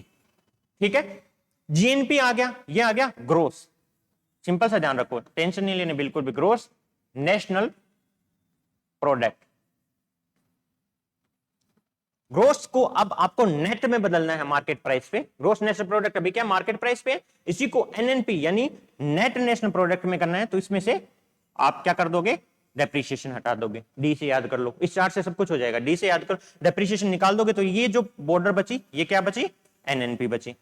ठीक है, एनएनपी को एनआई में चेंज करना है, नेशनल इनकम के अंदर में चेंज करना है। वो क्या रहेगा, सिंपल एक तो रहता है एनएनपी मार्केट प्राइस है, उसको फैक्टर कॉस्ट में ले आओ। फैक्टर कॉस्ट में लेके आने के लिए क्या करना पड़ेगा, एनएनपी के अंदर में ये देखो सब्सिडी या इनडायरेक्ट टैक्स, जैसे मैंने बताया था फैक्टर कॉस्ट ये समझा चुका हूं। जो एनएनपी मार्केट प्राइस को फैक्टर कॉस्ट में लाने के लिए क्या करना पड़ेगा, जो मार्केट प्राइस है फैक्टर कॉस्ट के लिए मार्केट प्राइस है, उसमें से जो जितने भी इनडायरेक्ट टैक्स लगे हैं उनको निकाल दो। कि एक प्रोडक्ट है 10 रुपए का है, वो टैक्स लग के या सब्सिडी से, टैक्स से या सब्सिडी की वजह से जितना भी उसका फाइनल प्राइस हुआ है, ये रहेगा आपका मार्केट प्राइस। और जो 4 फैक्टर इनकम है उनके आधार पे रहेगा, ये रहेगा फैक्टर कॉस्ट। तो एनआई उसको एनएनपी को मार्केट प्राइस पे था, उसको हम लेके आए एनएनपी को फैक्टर कॉस्ट पे। तो सिंपल भाषा में बोल देते हैं एनएनपी को फैक्टर कॉस्ट पे। या नेशनल इनकम कैसे कैलकुलेट करोगे, एनएनपी एट मार्केट प्राइस में से आप इनडायरेक्ट टैक्स है उनको निकाल दो और जितनी सब्सिडी मिली आपको वो ऐड कर दो। तो वो चीजें आप इस 100 रुपए और 110 रुपए एग्जाम्पल से याद कर लेना। ठीक है, अब आपके पास एनआई आ गया। ठीक है, यानी एनएनपी एट फैक्टर कॉस्ट है, जो नेशनल इनकम आ गया, उसको पर्सनल इनकम बनानी है। पर्सनल इनकम के लिए मैंने क्या बताया था आपको, अनडिस्ट्रीब्यूटेड प्रॉफिट है, उसको निकालना पड़ेगा आपको, और जितने भी ट्रांसफर पेमेंट है वो आपको ऐड करने पड़ेंगे, सब्सिडी वाले हैं। ठीक है, नेट इंटरेस्ट पेमेंट है, जो एनआईएस का मीनिंग क्या है, नेट इंटरेस्ट जो आपका पेमेंट है हाउस होल्डर ने किया है वो आपको यहाँ पे से सब्ट्रैक्ट करना पड़ेगा। तो इस एग्जांपल से देख लेना। अब ये पर्सनल इनकम है, इसी को भी खर्चा नहीं कर सकते, इसमें से क्या क्या और निकालना पड़ेगा आपका, अभी मैंने बताया था। और पर्सनल इनकम को पर्सनल डिस्पोजेबल इनकम बनाने के लिए 2 चीज करनी पड़ेगी। एक तो जो आपके पास में कोई फीस वगैरह है जो नॉन टैक्स पेमेंट है वो करना पड़ेगा, एक आपको टैक्स पेमेंट करना पड़ेगा। तो पर्सनल जो टैक्स देना पड़ेगा, यहाँ पे टैक्स पेमेंट है, पीटीपी मतलब पर्सनल टैक्स पेमेंट, और नॉन टैक्स वाले पेमेंट्स करने पड़ेंगे। तो इसके बाद में आपको जो मिलेगा ये वाला हिस्सा है, इसको आप खर्च कर सकते हो, सेविंग कर सकते हो। तो इतनी जीडीपी में से पर्सनल डिस्पोजेबल इनकम इतनी निकलती है आपकी। ठीक है, तो ये बेसिक नेशनल इनकम का कंसेप्ट है कि आपकी कैसे जीडीपी कैलकुलेट होती है, किस तरीके से जीडीपी का अलग अलग तरीके से इसका मेथड होते हैं, किस तरीके से वो फाइनली पर्सनल कंज्यूमर तक कैसे, पर्सनल डिस्पोजेबल इनकम तक कैसे पहुंचती है, यहां तक के कंसेप्ट है। इन्हीं के अंदर में से आपके जनरली हमेशा से सवाल आते रहे। ठीक है, अब 2 कंसेप्ट है जो हमें आज चेक करने हैं, वो दूसरा कौन सा है, जल्दी जल्दी देख लेते हैं, ज्यादा टाइम दिए बिना। रियल जीडीपी और नॉमिनल जीडीपी। ठीक है, real GDP is a measure of A countries, ये पूछा गया है कि रियल जीडीपी कंट्री के क्या मेजर करती है, संपत्ति, धन, कीमत में बदलाव और भौतिक आउटपुट। बताओ रियल जीडीपी, आपने बेसिक कंसेप्ट पता है। तो रियल जीडीपी का मीनिंग हो गया कि किसी भी बेस ईयर लिया जाता है, कोई भी एक देश का बेस ईयर लिया जाता है कि मान लो 2010 ले लो, 12 ले लो, कोई सा भी ले लो, वहां से जितना प्राइस था उसी आधार पे आज कितनी जीडीपी है उसको कैलकुलेट करना रियल जीडीपी है। दूसरा नाम क्या रहता है? Nominal GDP. दूसरा नाम क्या रहता है? नॉमिनल जीडीपी, यानी आज के जो मार्केट प्राइस जिसकी बात कर रहे थे उसके आधार पे जीडीपी की कैलकुलेशन करना। आज की जो मार्केट प्राइस है उसके आधार पे जीडीपी कैलकुलेशन करना, उसको क्या बोला जाता है? नॉमिनल जीडीपी बोला जाता है। तो याद रखना रियल जीडीपी क्या है? प्राइस में बदलाव तो हो नहीं सकता, वो तो क्या रहेगा? नॉमिनल जीडीपी का रहेगा। प्राइस तो उसका फिक्स है रियल जीडीपी का कि 100 यूनिट 2012 में बने थे, आज कितने 100, इस तरीके से याद करा करो रियल जीडीपी को। 2000 मान लो 12 बेस ईयर है, आज है 2000 मान लो 23, 100 यूनिट का उत्पादन था, 10 रुपए के हिसाब से 1000 रुपए हमारी जीडीपी निकल गई। अब रियल जीडीपी में प्राइस का रियल जीडीपी निकालते इसीलिए कि ताकि प्राइस चेंज नहीं करना। प्राइस कौन सा रहेगा? 2012 वाला 10 रुपए का। प्रोडक्ट हमारे 200 हो गए, तो अब हमें कितनी मिलेगी? 2000 जीडीपी होगी। तो ये रियल जीडीपी के अंदर में चेंज, या रियल जीडीपी किस चीज को मेजर कर रही है कि फाइनल जो प्रोडक्शन है ये कितना बढ़ा है। 100 से 200 हो गया क्योंकि प्राइस आपका सेम रह रहा है। तो रियल जीडीपी की डेफिनेशन पता है तो आप बता सकते हो संपत्ति धन इनके लिए नहीं है, कीमत में बदलाव के लिए नहीं है, भौतिक आउटपुट जो फिजिकल आउटपुट यानी फाइनल गुड्स एंड सर्विस में कितना चेंज हुआ है उसको कैलकुलेट करने के लिए रियल जीडीपी की गणना की जाती है। और नॉमिनल जीडीपी क्या बताएगा? नॉमिनल जीडीपी हम कैलकुलेट करेंगे तो 100 10 के हिसाब से 1000, आज अगर इसका प्राइस 10 की बजाय 15 हो गया है तो नॉमिनल जीडीपी यहाँ पे 15 करनी पड़ेगी, 15 दूनी 3000, नॉमिनल जीडीपी हो जाएगी 3000। लेकिन इससे पता नहीं लग रहा कि फिजिकल प्रोडक्ट बढ़े हैं या प्राइस बढ़ा है। प्रोडक्ट सेम के सेम 100 के 100 रह सकते हैं और इनका प्राइस हो सकता है, आपको 3000 करना है तो 10 रुपए की बजाय ये 30 रुपए का एक हो गया तो भी आपको 3000 रुपए मिल जाएंगे। तो नॉमिनल जीडीपी से ये कैलकुलेट नहीं होता कि आपका रियल प्रोडक्शन कितना बढ़ा है, उसके लिए हम रियल जीडीपी यूज करते हैं। याद रखना रियल जीडीपी के अंदर में प्राइस है वो बेस ईयर का प्राइस लिया जाता है। ठीक है, इस पे बेस ईयर पे क्वेश्चन भी आया था, लास्ट वाला क्वेश्चन देखेंगे जो पिछले साल हमसे पूछा गया है। ठीक है, अब आता है जीडीपी डिफ्लेक्टर। जीडीपी डिफ्लेक्टर भी याद कर सकते हो, इसको अपस्फीति कारक भी बोलते हैं हिंदी के अंदर में। तो जीडीपी डिफ्लेक्टर यानी कि इंग्लिश के अंदर में बहुत आसान रहेगा, डिफ्लेक्ट कितनी हो रही है, डिफ्लेक्ट कितनी हो रही है, यानी ओरिजिनल इस लाइन पे थी तो अभी इस लाइन पे आई है तो कितना चेंज हुआ है। जीडीपी डिफ्लेक्टर कितनी हुई है उसको कैसे क्या आप मेजर करोगे, ये वाला एक है जो कंसेप्ट बहुत इंपॉर्टेंट है जो पूछा जाता है। जीडीपी डिफ्लेक्टर की गणना अनुपात में की जाती है, किसके अनुपात में? नॉमिनल जीडीपी से रियल जीडीपी, रियल जीडीपी से नॉमिनल का, जीडीपी टू जीएनपी का, या जीडीपी टू फैक्टर इनकम का, किसकी करना पड़ेगा बताऊंगा। तो इसमें नॉमिनल जीडीपी की रियल जीडीपी से अनुपात निकाला जाता है। जीडीपी डिफ्लेक्टर होता है उसके अंदर में किसका निकाला जाता है? Nominal GDP divided by real GDP, ये आपका रहेगा जीडीपी डिफ्लेक्टर। समझ में आ गई बात? पूरा डिटेल, ज्यादा डिटेल में डिस्कशन करने का इतना टाइम नहीं है। जीडीपी डिफ्लेक्टर का मीनिंग क्या है? Nominal GDP real GDP. अब ये क्या बताएगा? अगला क्वेश्चन यही है कि ये क्या बताएगा, क्यों निकालते हैं जीडीपी डिफ्लेक्टर? अपस्फीति कारक है, निकालते तो ठीक है, समझ आ गया, नॉमिनल टू रियल जीडीपी का अनुपात होता है। किस लिए निकालते हैं? आपने मैंने बताया था रियल जीडीपी में क्या है, प्राइस कांस्टेंट है, सिर्फ प्रोडक्ट चेंज होंगे, इसमें प्रोडक्ट प्लस प्राइस दोनों चेंज होंगे।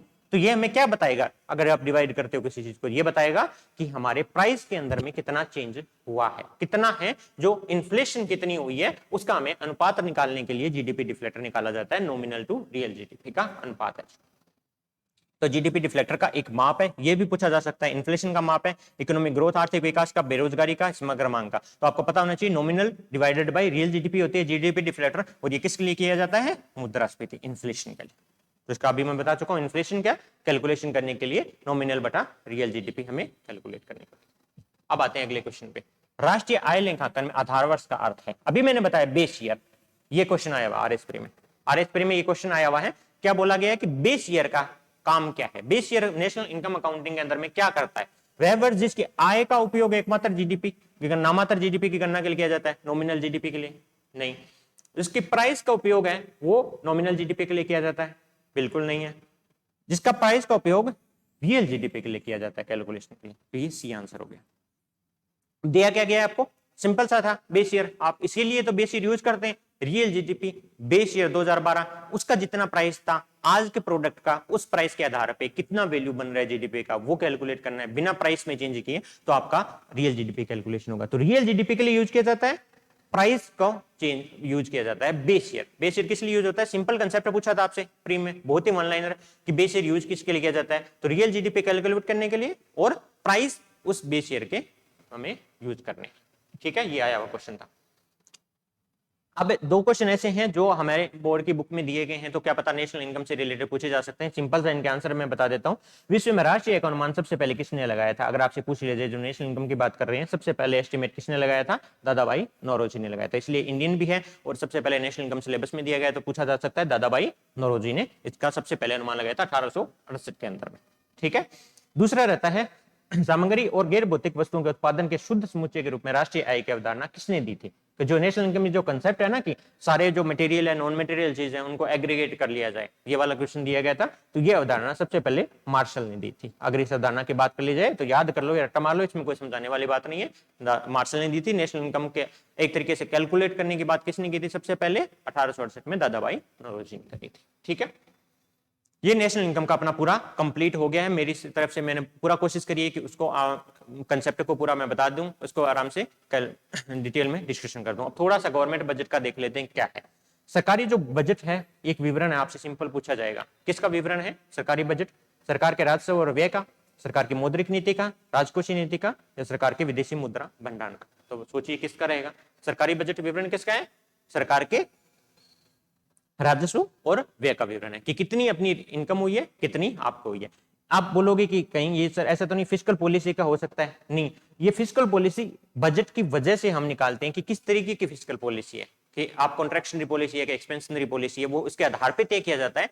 होता गवर्नमेंट बजट में क्या है, ये पूछा गया सवाल कि किसका विवरण देता है, तो आय और व्यय का विवरण देता है। ठीक है, दूसरा क्वेश्चन क्या है? सरकार के राजस्व में क्या शामिल है?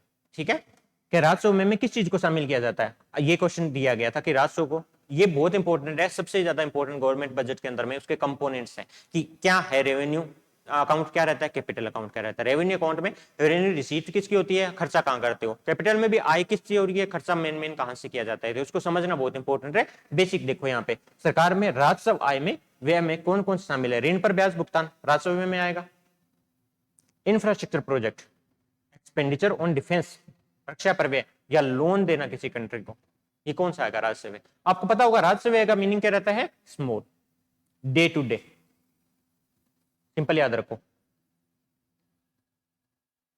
Day to day meaning simple, day to day नहीं, day to day meaning month to month, या एक फिक्स इसका पीरियड रहता है। साल से एक साल से दूसरे साल तक, हर साल आपको पेमेंट करनी है, हर मंथ पेमेंट करनी है, हर दिन में जो पेमेंट करनी है, वो सारी चीजें जनरली किस में आती है? रेवेन्यू अकाउंट में आती है। अब चाहिए इनकम हो चाहिए एक्सपेंडिचर हो, बेसिक सा डिफरेंस है। और जो बड़ी प्रोजेक्ट है, भारी मात्रा में जो पूंजी यूज की जाती है, वो रहता है कैपिटल्स। ठीक है, तो देखो इंफ्रास्ट्रक्चर है, थोड़े बहुत पैसे से तो बनेगा नहीं, तो इसको कैंसिल कर दो। डिफेंस के ऊपर में थोड़ा बहुत कोई 1000-2000 करोड़ से कुछ नहीं होगा, तो कैंसिल कर दो। दूसरी कंट्री को लोन, अब आप 100 करोड़ तो देने वाले नहीं हो, तो उसको कैंसिल कर दो। तो भारी जो चीजें रहती है वो कैपिटल अकाउंट में डालो। स्मॉल अमाउंट जो एक मंथली और ईयरली बेसिस पे दिया जाता है, जैसे सैलरी हो गई आपका, किसी का इंटरेस्ट पेमेंट आ रहा है, किसी का इंटरेस्ट पेमेंट जा रहा है किसी चीज पे, लोन पे, तो वो सारी चीजें जो है मंथली बाई ईयरली रहती है, वो रहता है रेवेन्यू अकाउंट में। बेसिक डिफरेंस है, तो इस बेसिस पे हम निकाल सकते हैं कि इंटरेस्ट पेमेंट करना है लोन पे। लोन है हमारा, व्यय हो रहा है राजस्व व्यय, लोन दिया लिया है किसी से, उसको इंटरेस्ट पेमेंट देना है, वो कहां से जाएगा? आपका राजस्व जो व्यय है उससे जाएगा। ठीक है, रेवेन्यू एक्सपेंडिचर से जाएगा। अब मान लो अगर वो लोन हमें पूरा भरना है, पेमेंट करनी है, तो कहां से जाएगा? पूंजी अकाउंट से जाएगा, कैपिटल एक्सपेंडिचर से जाएगा। ठीक है, किसी को लोन हमने दिया है, उसका हमारे पास पैसा आ रहा है, बांग्लादेश को लोन दिया है, उससे हमें पैसा मिल रहा है, तो किस में जाएगा? राजस्व वाले अकाउंट में जाएगा। अब कैपिटल अकाउंट में कौन सा जाएगा? जहां पे पूरा लोन अगर एक साथ हमें मिल रहा है, पूरे 2000-3000 करोड़ दिए हैं, उसको हमें एक साथ मिल गया 500 करोड़, तो वो सारा जाएगा पूंजीगत में। तो भारी मात्रा में जो मैं बता दिया वो रहेगा आपका एकदम। अगर आपसे बड़ी अमाउंट में आता है तो कैपिटल अकाउंट, चाहे खर्चा हो चाहे आय हो। थोड़ी अमाउंट में मंथली आता है, ईयरली आता है, अगर किसी का ऐसा लगे कि कोई जैसे तरीके से आ सकता है मंथली, अगर सैलरी देनी है, वो सारी चीजें रहेगी रेवेन्यू अकाउंट में। इस बेसिस पे ये क्वेश्चन आपका सारे क्वेश्चन कवर हो जाएंगे। देखो कैपिटल एक्सपेंडिचर पूछा है, इसमें कौन कौन से आएगा? सेम चीज पूछ ली। सरकारी कर्मचारियों का वेतन पारिश्रमिक हर मंथली देना पड़ेगा सरकारी कर्मचारियों को, तो इसको कैंसिल कर दो। और वैसे भी स्मॉल अमाउंट रहता है, भारी अमाउंट तो है नहीं। सब्सिडी फार्मर को, स्कूल अस्पतालों पर व्यय करना, ये सारे क्या है? छोटी छोटी चीज है, कभी भी दी जा सकती है, कभी भी हटा सकते हो आप। Expenditure on school and hospital में भी कोई ज्यादा नहीं है। इन्वेस्टमेंट इन पब्लिक इंफ्रास्ट्रक्चर, सबसे बड़ा खर्चा कौन सा दिखा रहा है यहाँ पे आपको चारों में से? इन्वेस्टमेंट पब्लिक इंफ्रास्ट्रक्चर पे, जिसमें भारी मात्रा में कैपिटल तरीके से अलॉट किया जाता है कि 50,000 करोड़ की रोड बनाई जाएगी। ठीक है, इसमें अलॉट किया जाता है कि इस साल हम 50,000 करोड़ रोड डेवलपमेंट में खर्च करेंगे। तो सबसे बड़ा ये है कैपिटल एक्सपेंडिचर। गवर्नमेंट बजट है, सिंपल सा, कुछ नहीं है। पिछली बार आगे क्वेश्चन बताऊंगा जो आया था डायरेक्ट क्वेश्चन, जो हमें अकाउंट कंपोनेंट दिए गए उसी में से उठा के पूछा गया था, बिल्कुल साधारण सा था। अब बताओ बजट घाटे की गणना इस प्रकार की जाती है, बजट डेफिसिट। आय व्यय के अंदर में जो भी डिफरेंस रहेगा उसको क्या बोलते हैं हम, बजट डेफिसिट। इसमें बोला बजट या घाटे की गणना किस प्रकार करते हैं, टोटल रेवेन्यू में से कुल राजस्व में से कुल व्यय निकाल दो, कुल व्यय में से कुल राजस्व निकाल दो, कैपिटल एक्सपेंडिचर से कैपिटल रिसीट निकाल दो, रेवेन्यू एक्सपेंडिचर से रेवेन्यू रिसीट निकाल दो। इसमें से आंसर क्या रहेगा, सही में ये रहेगा। टोटल जो रेवेन्यू है उसमें से जितना भी हमारे पास आय आई है, रेवेन्यू कैपिटल मिला के, उसमें से कितना खर्चा हुआ है रेवेन्यू में से और राजस्व में से, पूंजीगत खाते में से कितना व्यय हुआ, सब निकाल दो, वो रहेगा बजट या घाटा। बजट, बजट की बात चल रही है तो बजट में रेवेन्यू कैपिटल दोनों आते हैं, इस तरीके से याद कर लेना। कैपिटल का तो ये अलग से हो गया, कैपिटल हो गया, ये तो डेफिसिट, ये रेवेन्यू डेफिसिट बोला जाएगा। ठीक है, तो इस तरीके से याद करना क्या रहेगा, घाटा पूछा गया है तो हमें घाटा तभी होगा जब आय में से आप व्यय निकालोगे, तो रेवेन्यू में से एक्सपेंडिचर निकालना है। ठीक है, अगला देखते हैं क्वेश्चन। अब बोला गया प्राथमिक घाटा, ये चार है जो ध्यान रखना आप, fiscal deficit, revenue deficit, primary deficit और इफेक्टिव रेवेन्यू डेफिसिट। ये चारों को अच्छे से तैयार कर लेना, डायरेक्ट क्वेश्चन पूछा जाएगा कि इनकी या तो डेफिनेशन बेसिस पे पूछेगा या ऐसे पूछेंगे कि इसको निकालते कैसे। तो सबसे ज्यादा क्या है इंपॉर्टेंट, प्राथमिक घाटा, प्राइमरी डेफिसिट है उसको कैसे कैलकुलेट करोगे। प्राइमरी डेफिसिट क्या है, अब बताओ, राजस्व घाटा में से ब्याज भुगतान निकालो, रेवेन्यू डेफिसिट में से इंटरेस्ट पेमेंट, या फिर बजट डेफिसिट में से इंटरेस्ट पेमेंट निकाल दो, या फिस्कल डेफिसिट में से इंटरेस्ट पेमेंट निकाल दो, या मॉनेटरी डेफिनेशन से मौद्रिक घाटे से ब्याज का भुगतान निकाल दो। किससे निकालोगे, तो इसका आंसर रहेगा करेक्ट, फिस्कल डेफिसिट में से इंटरेस्ट पेमेंट निकाला जाता है, तब मिलता है आपको प्राथमिक घाटा। इसके बारे में थोड़ा सा बता देता हूं कैसे निकालते हैं।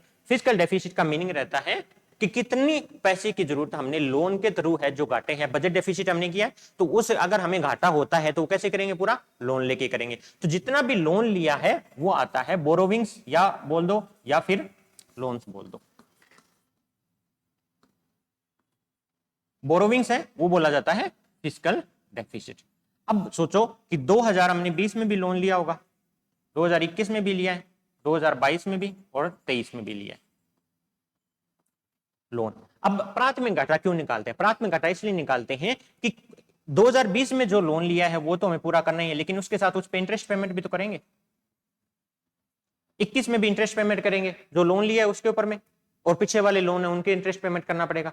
23 में इस साल जो लोन लिया उसका पेमेंट करना पड़ेगा, पिछले साल के जो इंटरेस्ट पेमेंट है वो भी करने हैं। तो प्राथमिक घाटा उसको कैलकुलेट करने के निकाला जाता है कि फिस्कल डेफिसिट में से ब्याज भुगतान निकाल दो, ताकि पता चल जाए कि इस साल जो लोन लिया वो कितना कितना है, जिसका बर्डन कितना है।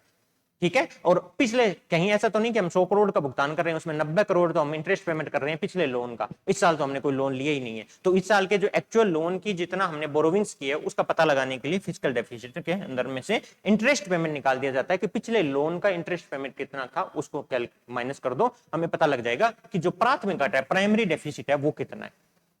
ठीक है, प्राइमरी डेफिसिट कितना, मान लो 500 करोड़ का है तो 400 करोड़ आप इंटरेस्ट पेमेंट कर रहे हो, 100 करोड़ ही हुआ लोन तो फिर। ठीक है, तो इसको कैलकुलेट करने के लिए आपके लिए प्राइमरी डेफिसिट निकाला जाता है। इसी तरीके से आप करना फिस्कल डेफिसिट और revenue deficit, effective revenue deficit, ये 3 वर्ड है, अच्छे से सर्च करना है इसको। राजस्व अधिशेष का मुख्य उद्देश्य क्या है, ऐसे भी क्वेश्चन आते हैं आपके कि रेवेन्यू अगर सरप्लस है, रखना चाहती है गवर्नमेंट, उसका मेन उद्देश्य क्या रहता है। तो वहां पे कंफ्यूज मत होना, आराम से 4 क्वेश्चन देखना, उसको करना कि इकोनॉमिक ग्रोथ को प्रमोट करने के लिए, गवर्नमेंट के डेट को कम करने के लिए, गवर्नमेंट के एक्सपेंडिचर को कम करने इंक्रीज करने के लिए, या फिर प्राइवेट इन्वेस्टमेंट को बढ़ाने के लिए। तो लगभग सारे सही लग रहे हैं आपको तो। ठीक है, लेकिन ध्यान रखना कि राजस्व जो रेवेन्यू सरप्लस है, यानी रेवेन्यू अकाउंट और कैपिटल अकाउंट मिलाकर के आपका कितना खर्चा बच रहा है उसके बाद में, उसको बोलते हैं हम डेफिसिट। बजट का जो गवर्नमेंट को बोरोविंग करनी पड़ी है, लोन करना पड़ेगा, सबसे पहला काम क्या होगा, आप क्या करोगे, डेट कम करना गवर्नमेंट के ऊपर में। सबसे मेजर जो है आपकी सबसे इंपॉर्टेंट चीज वो ये रहेगी। ठीक है, तो रेवेन्यू कैपिटल अकाउंट मिला के जितना आपके पास में लास्ट में डेट बच रहा है उसको सबसे कम करना मेन ऑब्जेक्टिव रहेगा रेवेन्यू सरप्लस का, हमेशा ये काम रहता है। अब जो अगर डेट कम हो गया, आपके पास बचा है, तो पूंजीगत खाते से ये सारी रिक्वायरमेंट, इन्वेस्टमेंट और एक्सपेंडिचर हो गया, ये सारा कौन करता है काम, कैपिटल एक्सपेंडिचर करता है। रेवेन्यू सरप्लस जितना बचा उसमें अगर रेवेन्यू जो आपके पास रिसीट आई है और एक्सपेंडिचर आई है, उनमें से जितना भी रेवेन्यू आपके पास सरप्लस बचता है, अधिशेष बचता है, उसका काम रहता है बेसिक गवर्नमेंट के ऊपर में जितना कर्ज है उसको कम करना। ठीक है, अब अगला करते हैं कि सरकार अपने राजकोषीय घाटे को वित्तपोषित कर सकते हैं। अगर उसके पास फिजिकल डेफिसिट है यानी बोरोविंग होगी 100 करोड़ का या 2000 3000 करोड़ 10,000 करोड़ का लोन ले रखा है कैपिटल और जो रेवेन्यू अकाउंट है उनको बैलेंस करने के लिए, तो उसको अगर फाइनेंस करना है, वित्तपोषित करना है, तो कैसे करेगी? केंद्रीय बैंक से उधार लेके, वाणिज्य बैंकों से उधार लेके, सरकारी बॉन्ड जारी करके, या सारों से? सोचो किससे किया जाएगा कि बोरोविंग से सेंट्रल बैंक से बोरो करना है, कॉमर्शियल बैंक से बोरो करना है, या जो गवर्नमेंट बॉन्ड इश्यू करती है उससे जो पैसा उठाती है उससे कर सकती है, किससे कर सकती है? ये सबसे कर सकती है। ऑल ऑफ द अबव इसका आंसर रहेगा।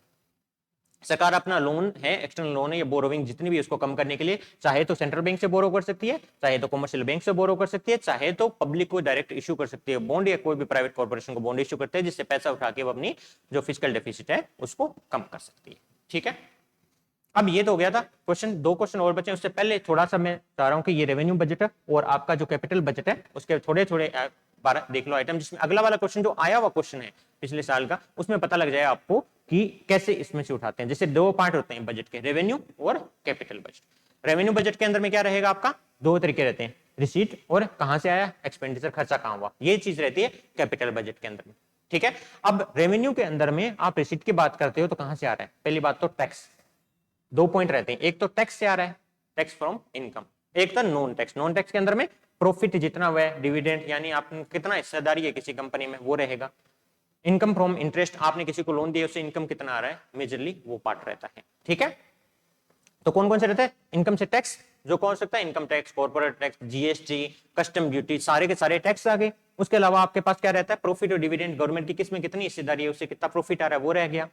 आपने किसी को लोन दिया उससे इंटरेस्ट मिल रहा है, मैंने बताया था पहले कि ये छोटे वाले जो मंथली की बात करते हैं हम, या हर साल जो टैक्स हर साल भरा जाता है ना, कॉर्पोरेट टैक्स हो गया, इनकम टैक्स हो गया, उसी तरीके से प्रॉफिट डिविडेंड हर साल मिलता है आपको। आरबीआई भी डिविडेंड देती है हर साल के अंदर में, चाहे वो 5 साल में दे, चाहे 1 साल में, 2 साल में दे, वो एक टेन्योर तो बना रहता है, तो वो सारा किस में जाएगा? रेवेन्यू रिसीट में जाएगा।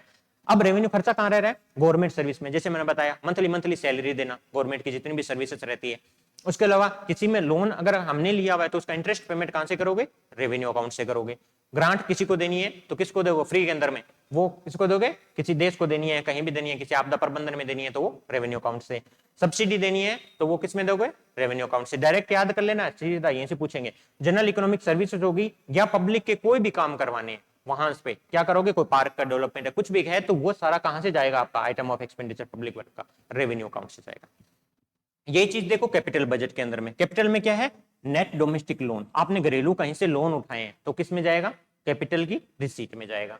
ठीक है, यहाँ पे आपके प्राप्तियों में जाएगा ये सारा का सारा काम कि आपने डोमेस्टिक लोन उठा लिया, जैसे मैंने बोला आरबीआई से उठा सकते हो, कॉमर्शियल बैंक से, पब्लिक से भी लोन उठा सकते हैं, गवर्नमेंट डायरेक्ट। ठीक है, फॉरेन से लोन उठाए हैं वो भी जाएगा क्योंकि भारी मात्रा होती है ये। ठीक है, लोन रिपेमेंट करना है, पेमेंट फ्रॉम पब्लिक सर्विस, ये सारा का सारा क्या आएगा? कैपिटल रिसीट में आएगा। आइटम ऑफ एक्सपेंडिचर देखो कि formation of asset, accumulation of fund, contingency fund, यहां से पैसा कहां जाएगा? बड़ी जहां पे इंफ्रास्ट्रक्चर जो प्रोजेक्ट है सारा का सारा वहां पे जाएगा। यानी ये देखो एक्यूमुलेट फंड, कंटीजेंसी फंड यानी कंसोलिडेटेड फंड हो गया। कंटीजेंसी फंड बनाना है किसी के लिए बड़े मात्रा में 1000 करोड़ का, तो वो सारी चीजें या कोई भी एसेट फॉर्मेशन इसमें सारा आ गया, सम्मिलित हो गया आपका। Asset formation means road, railway, किसी का भी डेवलपमेंट करना है, कोई भी नई एसेट एक्वायर करना है, किसी बिल्डिंग को एक्वायर करना है, तो सारा जो बड़ा भारी मात्रा में पैसा जाता है वो जाएगा आपका कैपिटल बजट से। डिफरेंस क्लियर हो गया? अब देखो कितना आसान सवाल आया था 2018 के अंदर में। ये सवाल क्या था कि कौन सा रेवेन्यू अकाउंट के अंदर में यूनियन बजट में इंक्लूड नहीं होता है? सिंपल पूछा था, रेवेन्यू अकाउंट में इंक्लूड नहीं होता है। ब्याज की प्राप्तियां किस में जाएगी? रेवेन्यू में। टैक्स की प्राप्तियां, कर की प्राप्तियां किस में जाएगी? रेवेन्यू में। प्रॉफिट, सरकारी और सार्वजनिक उपकरणों का लाभ और लाभांश, जो प्रॉफिट और डिविडेंड की बात करी थी, हर साल मिलता है, किस में जाएगा? रेवेन्यू में। स्मॉल सेविंग, पब्लिक वर्क, जो स्मॉल सेविंग, ये पहला दिया हुआ आपके जाता है, दूसरा जाता है, तीसरा जाता है, आंसर क्या होगा इसका? डी। ठीक है, सारी जितना भी लोन उठाती है, स्मॉल सेविंग से भी उठाई, किसी भी गवर्नमेंट, वो जाएगा कैपिटल में। यहां पे बोला गया आपका राजस्व खाते के अंदर में शामिल कौन सा नहीं है। पहले 3 एग्जैक्ट आपको दिए गए हैं कि नहीं दिए गए? ये देखो, ये वाला था, ये वाला था, ये वाला था, तीनों के तीनों उठाए। हो सकता है ऐसे ही तीनों के तीनों यहां से उठा लेंगे। ठीक है, तो आपको याद रखना है कि इसमें दिया गया रेवेन्यू अकाउंट ऑफ बजट राजस्व खाते में शामिल नहीं है, वो दिया गया था 3 डायरेक्ट वहीं से क्वेश्चन उठाए गए। तो इस तरीके से याद करना है, कंसेप्ट के आधार पे बेसिक आपको डिफरेंशिएशन पता होना चाहिए। ये क्वेश्चन देखो कि ऐसे भी क्वेश्चन आ सकते हैं आपके कि भारत के बजट 2023-24 में कर प्राप्तियों में निम्नलिखित में वस्तु कौन सी है जो अधिकतम राजस्व प्रदान करती है? आपसे सिंपल बेसिक जो इंडियन बजट तैयार करना है वो ऐसे तैयार करना है कि इसके अंदर में कौन सा है जो सबसे ज्यादा देता है। आपको डाटा याद नहीं करना है, कॉर्पोरेट टैक्स, आयकर, वस्तु सेवा कर, जीएसटी या एक्साइज। तो यहाँ पे सबसे ज्यादा कौन सा देता है, जीएसटी देता है। जीएसटी, कॉर्पोरेट इनकम, इनकी चारों की लाइन याद करना है कि सबसे ज्यादा कौन सा आपको मिलता है। इसी तरीके से प्राप्ति थी, अगर खर्चे के अंदर में देखा जाए कि किसके अंदर में करते हो आप, इंटरेस्ट पेमेंट में, स्टेट को देते हो, कर का राज्य में भुगतान हो, या केंद्र क्षेत्र की योजना हो, या रक्षा, कहां पे सबसे ज्यादा खर्चा किया जाता है कि अगर इंडियन बजट का देखा जाए तो उसके अंदर में आंसर आएगा इंटरेस्ट पेमेंट। जो हमने देखा था ना, प्राइमरी डेफिसिट निकालते हैं तो फिस्कल डेफिसिट में से इंटरेस्ट पेमेंट निकाला जाता है, वो इंटरेस्ट पेमेंट सबसे ज्यादा खर्चा करता है बजट का।